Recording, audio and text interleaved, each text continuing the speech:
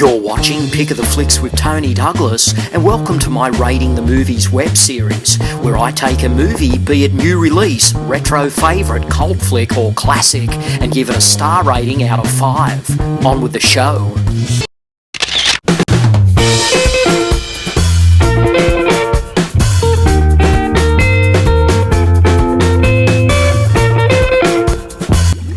Just when you thought it was safe to go back into the water, Bernie's back and he's still dead.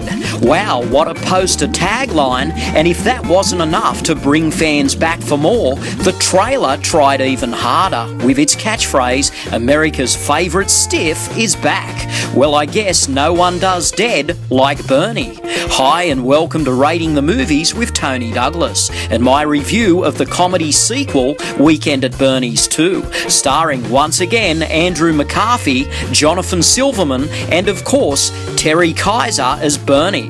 This time round, Robert Klane, the writer of Bernie's 1, steps into the director's chair to try and breathe new life into the characters he created.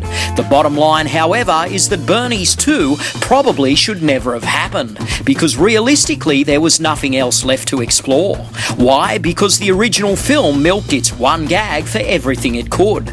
Nevertheless, writer-director Klane still manages to rework the jokes and injects some more life into the corpse. Let's face it, Bernie's 2 is not as good as Bernie's 1.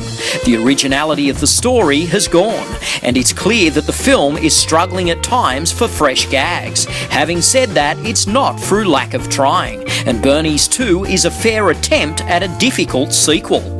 Released in the summer of 1993, approximately 4 years after the first film, it was clearly a case of filmmakers leaving their run a little too late. The film opened to a $4 million take, but unfortunately by the end of its domestic run, it only netted $12.7 million.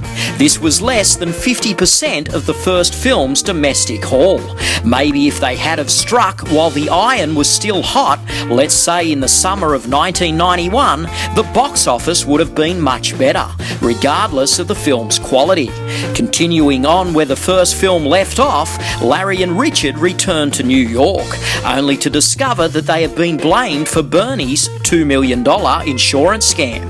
With nothing left to lose, Larry and Richard travel to the Virgin Islands to uncover the stolen money and clear their names. In the meantime, Bernie is stolen from the morgue by Jamaican mobsters, and it's not long before Bernie ends up once again in the company of Larry and Richard. Add to all the hijinks some voodoo mysticism, which enables Bernie to bust out a jig whenever he hears Caribbean music, and you have a Bernie's film with a supernatural twist. Ultimately, Weekend at Bernie's 2 is a film for the fans. It kicks off well with an inventive animated credit sequence that serves as a neat attention getter. The locales in the Virgin Islands are eye-catching, and just like the first film, the Caribbean soundtrack adds to the atmosphere. The film tries very hard to be different with its supernatural element, but unfortunately it degenerates into zombie-style humour that becomes too juvenile for its own good. Love it or hate it, this is Bernie's 2, and once again Bernie proves you can't keep a dead man down. Is it just a case of hit and miss, or is it a case of less is more? I'd have to say it's a bit of both. Weekend at Bernie's 2 might be considered one of the most unnecessary sequels of all time, but it did demonstrate one thing: Bernie really knows how to shake things up in a conga line.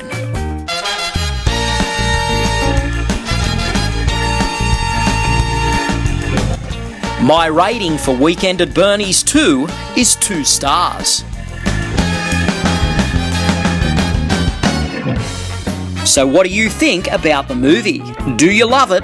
Do you hate it? Better still, why not give us your star rating out of 5? Well, until next time, this is Tony Douglas signing off for Rating the Movies.